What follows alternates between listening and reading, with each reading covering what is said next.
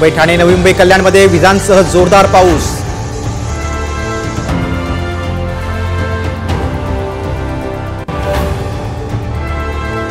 रतन टाटांना अखेरचा निरोप. वरळीतल्या स्मशानभूमीत शासकीय इतमामात अंत्यसंस्कार. दिग्गजांसह सर्वसामान्यांची अलोट गर्दी.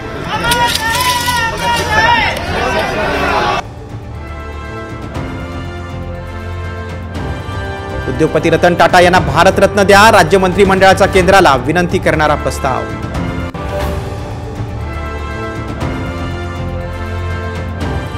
नॉन क्रिमिलियरची मर्यादा 8 लाखांवरून 15 लाखांपर्यंत वाढवणार. राज्य मंत्रिमंडळाच्या बैठकीत मंजुरी.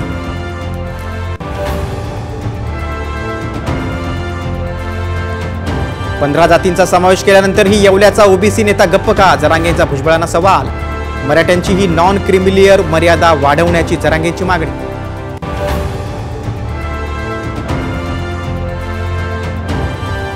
धनगरऐवजी धनगड वाचण्याचं राजपत्र मागे. धनगर समाजाच्या विरोधानंतर परिपत्रक रद्द. सरकारवर परिपत्रक रद्द करण्याची नामुष्की.